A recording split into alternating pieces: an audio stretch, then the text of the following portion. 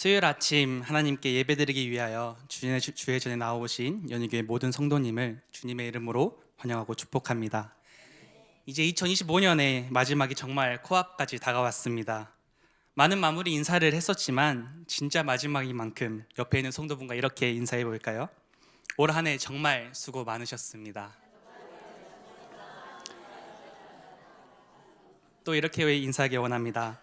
함께 예배드릴 수 있음이 가장 복되고 기쁩니다.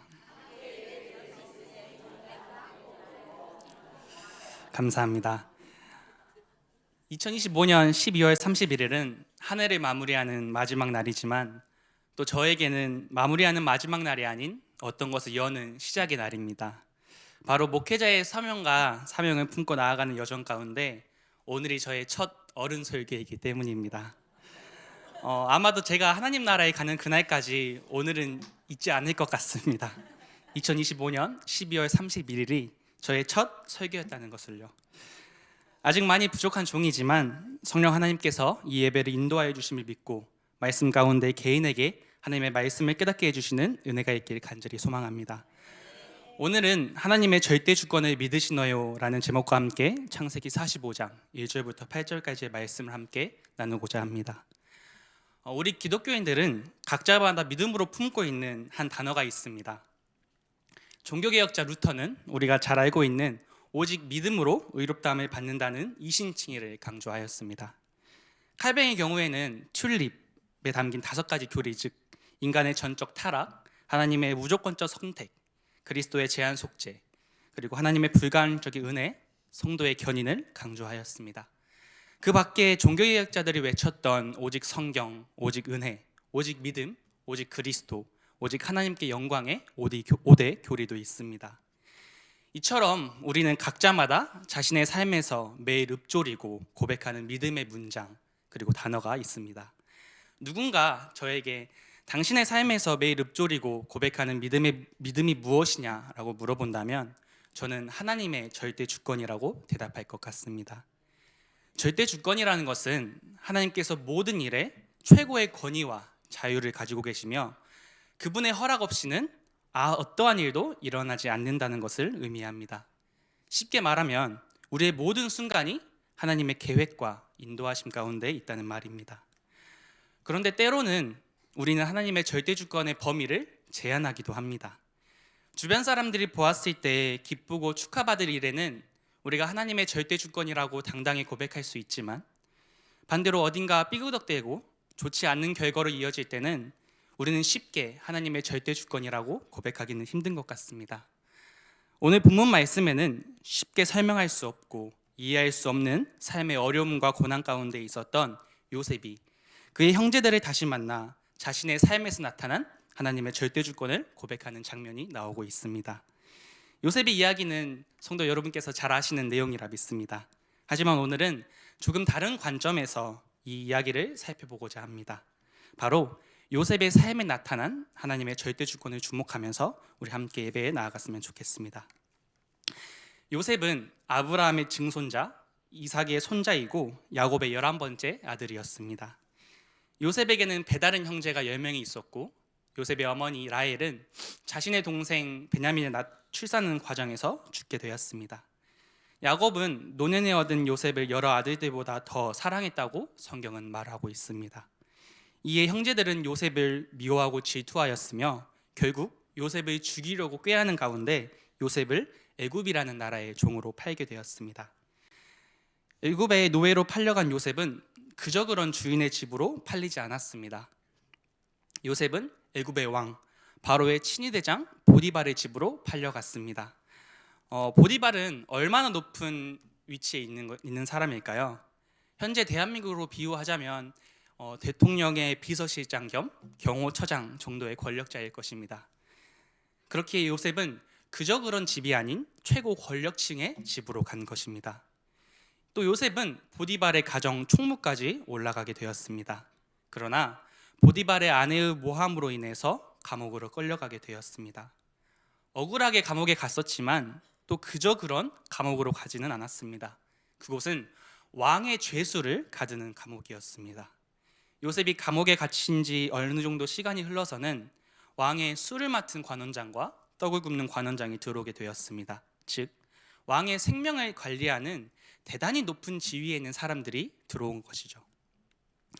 요셉은 이들의 수상하고 또 이상한 꿈을 해석해 주었습니다. 요셉이 해석한 꿈의 내용에 따라서 떡 굽는 관원장은 죽게 되었고 술 맡은 관원장은 자신의 위치로 복직하였습니다. 시간이 흘러서 요셉은 술 맡은 관원장에 의해서 바로의 꿈을 해석하였고 애굽 전국을 다스리는 총리로 쓰임받게 되었습니다. 이러한 요셉의 이야기는 단지 우리가 잘 알고 있는 개천에서 용나는 그런 이야기가 아닙니다. 여기에서 주인공은 요셉이 전혀 아닙니다. 우리가 주목해서 봐야 하는 영적 진리는 바로 요셉을 통하여서 일하시는 하나님의 절대 주권입니다. 바로의 꿈에서 나타난 바와 같이 7년의 풍년 뒤에는 7년의 흉년이 찾아왔습니다. 애굽에 곡물이 많이 있다는 소문을 들은 그 소문은 곧 야곱에게까지로 들리게 되었고 요셉의 형제들은 곡물을 사기 위해서 애굽으로 내려갔습니다. 이 중간 여러 가지 사건이 있지만 자세한 부분은 생략하겠습니다. 드디어 오늘 본문에서 요셉이 자기의 형제들 앞에서 자신이 누구인지 밝히는 장면이 나오고 있습니다. 오늘 본문 3절부터 4절까지 함께 읽겠습니다.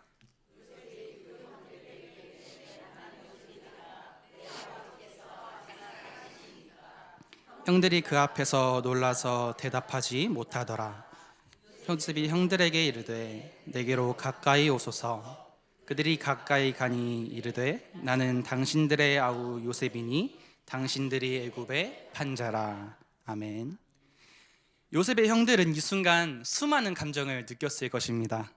자신들이 요셉을 미워해서 또 시기해서 애굽으로 판 기억, 자신의 아버지 야곱에게는 요셉이 짐승에 의해서 죽었다고 거짓말했던 기억, 애굽에 와서는 요셉 앞에서 요셉에 대해서 거짓말을 했던 기억들이 수없이 지나갔겠죠. 이러한 결과 그들은 자신들의 삶은 이제 요셉의 앞에서 끝났다라고 생각이 들었을 것입니다. 그런데 요셉은 형들이 염려하고 있는 내용과는 전혀 다른 이야기를 하고 있습니다. 우리 본문 5절을 함께 읽겠습니다. 나를 이곳에 팔았다고 해서 근심하지 마소서. 한탄하지 마소서. 하나님이 생명을 구원하시려고 나를 당신들보다 먼저 보내셨나이다. 아멘.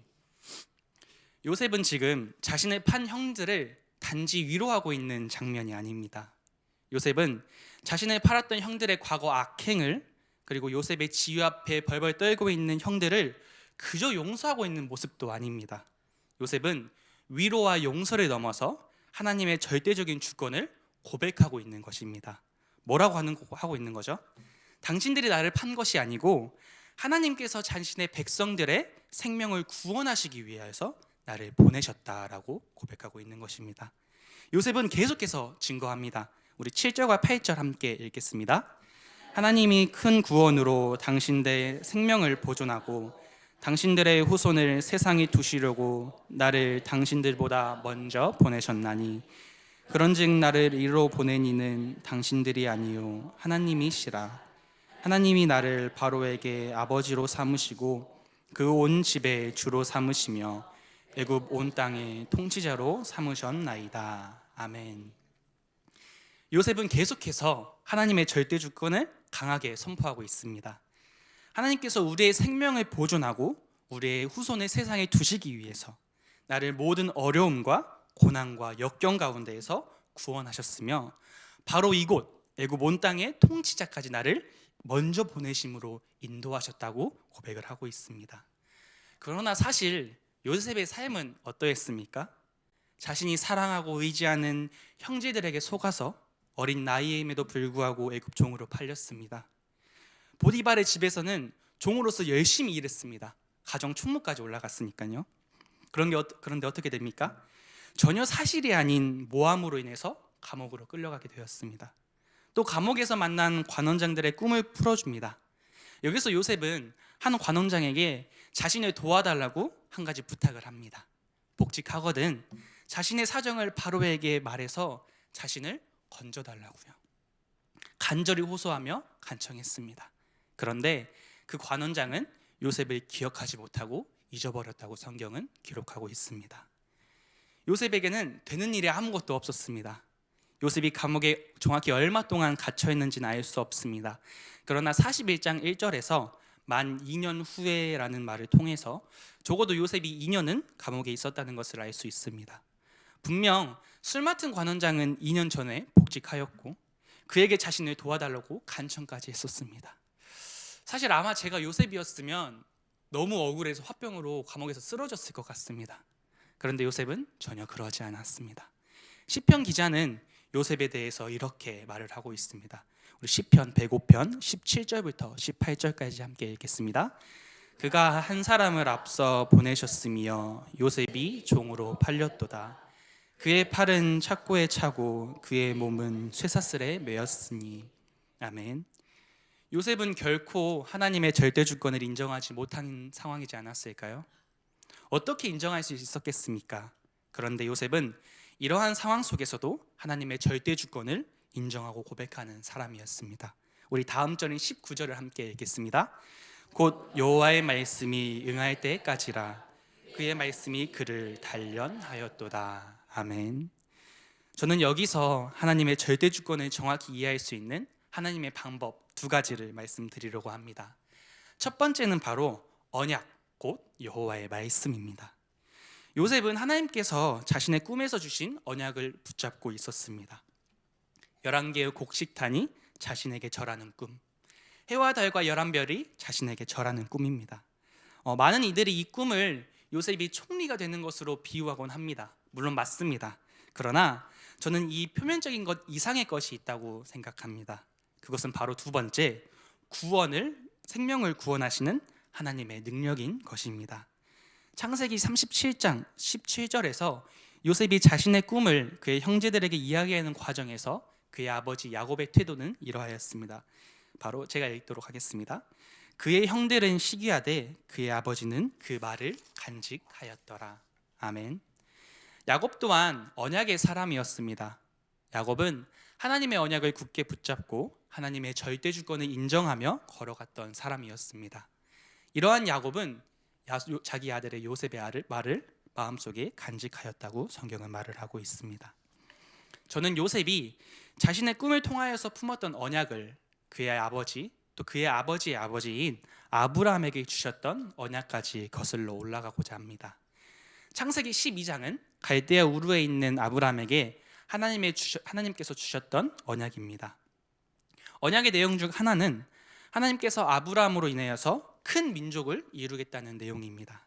하나님께서는 족장 단위밖에 되지 않는 아브라함으로 인해서 큰 민족을 이루겠다고 말씀하셨습니다. 그리고 또한 창세기 15장 13절부터 14절에서는 이렇게 말을 하고 있습니다. 우리 함께 읽겠습니다. 여호와께서 아브라함에게 이르시되 너는 반드시 알라 내 자손이 이방에서 객이 되어 그들을 섬기겠고 그들을 400년 동안 내 자손을 괴롭히리니 그들이 섬기는 나라를 내가 징벌하였으며 그 후에 내 자손이 큰 재물을 이끌고 나오리라. 아멘. 하나님께서는 지금 아브라함으로 인해서 큰 민족이 되기 위해서는 이방 나라에서 객이 되어야 된다고 말을 하고 있습니다. 바로 여기서 큰 민족의 언약을 성취하는 시작으로서 오늘 요셉을 통하여서 야곱의 모든 가족 구성원들이 애굽으로 들어간 것입니다. 사도행전 7장 17절에서 스데반은 이렇게 말하고 있습니다. 함께 읽어볼까요? 하나님이 아브라함에게 약속하신 때가 가까움에 이스라엘 백성이 애굽에서 번성하여 많아졌더니. 아멘. 결국 애굽으로 들어간 야곱의 가족은 이방 나라에서 400년이라는 시간을 통해서 큰 민족의 당인을 형성하고 당신의 계획에 따라서 모세를 통하여서 출애굽하는 사건까지 이어지게 되었습니다. 제가 잠깐 야곱을 거쳐서 아브라함의 이야기까지 거슬러 올라간 것은 성도님들께 혼란을 주기 위함이 아닙니다. 바로 단 한 가지를 강조하기 위해서인데요. 그것은 바로 하나님께서 자신의 언약을 성취하기 위해서 우리의 삶 가운데 절대 주권으로 역사하신다는 사실입니다. 요셉은 언약을 성취하신 하나님의 절대 주권을 굳게 믿었습니다. 이해할 수 없는 질투와 미움을 겪는 고난, 사실이 아닌 모함, 자신이 잊혀짐을 통하여서 느낄 수 있는 배신감까지 당했습니다. 그러나 환난 가운데에서 자신을 구원하여 주시는 하나님의 언약을, 그것을 성취하시기까지 자신의 삶에서 나타나는 하나님의 절대 주권이 응할 때까지 기다렸습니다. 우리 시편 105편 19절을 다시 한번 읽겠습니다. 곧 여호와의 말씀이 응할 때까지라, 그의 말씀이 그를 단련하였도다. 아멘. 요셉이 형제들에 의해서 애굽으로 팔린 시간, 바로의 친위대장 보디발의 짐에서 가정 총무까지 올라간 시간, 사실이 아닌 음모로 왕의 죄수들이 갇히는 감옥에 갇힌 시간, 왕의 관원장들을 만나 그들을 도와준 시간, 또 요셉을 도와주겠다고 약속했지만 요셉을 잊어버리고 지난 모든 시간은 결코 우연이 아니었습니다. 바로 하나님의 언약이 응할 때까지의 시간표였고, 이 모든 과정은 요셉을 단련시키는 시간표였습니다. 우리가 하나님의 절대 주권을 고백할 때 흔히 듣는 주변의 소리가 있습니다. 그러면 하나님의 절대 주권이 맞다고 하면 우리는 아무것도 안 하고 가만히 있어도 되는 것 아니냐라는 말을 듣곤 합니다. 때로 우리는 하나님의 절대 주권을 어떠한 운명론으로 받아들이는 시선이 있을 수도 있습니다. 그러나 하나님의 절대 주권은 운명론이 아닙니다. 하나님의 절대 주권은 언약을 성취하시고 구원을 이루시는 과정 가운데 고백하는 우리의 감사요 믿음인 것입니다. 예수님의 삶 또한 하나님의 절대 주권 가운데 있었습니다. 예수님께서는 자신이 십자가에 달려 죽어야 할 것을 알고 계셨습니다. 두려움을 느끼기도 하셨고요, 고통 가운데 힘들어 하시기도 하셨습니다. 그러나 죄인인 우리를 구원하기 위하여서, 또한 창세기 3장 15절 하나님께서 주신 언약, 은혜 언약을 성취하기 위하여서 순종하셨던 것입니다. 우리가 잘 아는 바울도 하나님의 절대 주권을 날마다 고백하는 전도자였습니다. 그에게 주어진 하나님의 언약은 이방인의 사도라는 것이었습니다. 하나님께서는 바울을 이방인들과 임금들과 이스라엘 자손들에게 전하기 위하여 택한 그릇이라고 성경은 말하고 하고 있습니다. 사도 바울은 예루살렘으로 가기 전 고벨 설교에서 예배소 장로들에게 이렇게 고백하고 있습니다. 우리 함께 사도행전 20장 23절에서 24절 함께 읽겠습니다. 오직 성령이 각 성에서 내게 증언하여 결박과 환난이 나를 기다린다 하시나, 내가 달려갈 길과 주 예수께 받은 사명 곧 하나님의 은혜의 복음을 증언하는 일을 마치려 하면은 나의 생명조차 조금도 귀한 것으로 여기지 아니하노라. 아멘. 바울은 하나님께서 자신에게 주신 사명 곧 하나님의 은혜의 복음을 증언하는 일을 감사함으로 반응하고 있습니다. 성령님이 예루살렘으로 가면 결박과 환난이 있다고 하지만 사도 바울은 거기에 흔들리지 않겠다고 말을 하고 있는 것입니다. 더욱이 자신의 생명조차 조금도 귀한 것으로 여기지 않겠다고 믿음으로 고백을 하고 있습니다. 여기서 우리는 한 가지 질문이 났습니다. 요셉에게도 언약이 있었고, 야곱과 아브라함에게도 언약이 있었고, 사도 바울에게도 언약이 있었습니다. 그러면 이 시대를 살아가는 우리에게 주신 하나님의 언약은 무엇일까요? 물론 하나님께서는 각자에게 주신 개인적인 언약의 말씀도 있습니다. 저의 경우에는 제가 항상 읊조리고 고백하는 성경 말씀 세 구절이 있는데요. 잠언 1장 7절, 시편 23편 1절부터 6절, 그리고 디모데후서 3장 14절에서 17절의 말씀이 있습니다. 이처럼 하나님께서 개인에게 주신 믿음의 구절이 있지만, 그러나 동시에 모든 그리스도인에게 주신 공통된 언약이 있습니다. 그것은 바로 예수님께서 승천하시기 전에 우리에게 주신 언약입니다. 우리 함께 사도행전 1장 8절 함께 읽겠습니다. 오직 성령이 너희에게 임하시면 너희가 권능을 받고 예루살렘과 온 유대와 사마리아와 땅 끝까지 이르러 내 증인이 되리라 하시니라. 아멘. 우리에게 주신 하나님의 언약은 바로 생명 살리는 일입니다. 우리가 처한 모든 상황이 우리를 통하여서 생명을 살리려는 하나님의 영원하신 계획 가운데 있다는 것을 믿으시길 바랍니다. 어려움도 고난도 모든 것을 하나님께서는 생명을 살리는 도구로 사용하시는 것입니다. 바로 우리가 오늘 말씀을 살펴보았듯 요셉이 그랬던 것처럼 말입니다. 말씀을 마무리하려고 합니다. 사랑하는 연예계 성도님들, 올 한 해를 돌아보면 어떠셨습니까? 때로는 오늘 살펴본 요셉과 같이 이해되지 않고 풀리지 않는 일이 많지는 않았습니까? 내가 가장 의지하고 사랑하는 가족 혹은 친구에게 속아서 고난 가운데 있지는 않으셨는지요? 또 전혀 사실이 아닌 소문에 의해서 곤란하지는 않으셨는지요? 또는 도와주겠다는 약속을 받았지만 잊혀짐을 당하시지는 않으셨는지요? 그러나 우리는 오늘 말씀을 통하여서 분명히 보았습니다. 우리에게 있는 모든 순간은 하나님의 말씀이 응하고 이루어질 때까지 나를 단련하는 시간표라는 것을요. 또 그 시간표는 바로 나를 통하여서 생명을 살리려는 하나님의 계획이라는 것을 말합니다. 하나님의 절대 주권을 믿는 우리에게는 단 한 가지 고백밖에는 남지 않는 것 같습니다. 바로 하나님께서 나를 통하여 일하신다는 것입니다. 우리 함께 고백하기 원합니다. 하나님께서 나를 통해서 일하십니다. 하나님께서는 우리 교회를 통하여 일하십니다. 네, 감사합니다. 아직 풀리지 않는 고난과 어려움 가운데 계신 성도분들이 계십니까? 이러한 상황 가운데 있다면 우리는 하나님의 절대 주권을 굳게 붙잡아야 합니다. 하나님의 절대 주권을 정확히 이해하는 방법은 오직 언약, 곧 말씀과 생명을 살리는 일밖에는 없습니다. 매주 드려지는 예배 가운데 담임 목사님을 통하여서 또 목사님을 통하여서 선포되는 하나님의 말씀을 언약으로 붙잡으시길 바랍니다. 언약의 말씀은 생명을 구원하는 날까지 우리 모두를 단련시킬 것입니다. 하나님께서는 잠깐의 고난 가운데 있는 우리를 통하여서 우리의 가정을 구원하길 원하시며 우리 주변의 이웃을 구원하길 원하시며 더 나아가 우리 나라와 전 세계를 구원하시길 원하십니다. 보이는 상황과 환경을 넘어서 신실하게 일하시는 하나님의 절대 주권을 굳게 붙잡고 다가오는 2026년이 하나님께서 나를 통하여서 일하셨다 고백할 수 있는 믿음의 한 해가 되길 간절히 소망하고 기도합니다. 마지막으로 오늘 함께 나눈 수예배 제목에 대한 힘찬 고백으로 마무리하고자 합니다. 여러분들은 하나님의 절대 주권을 믿으시나요?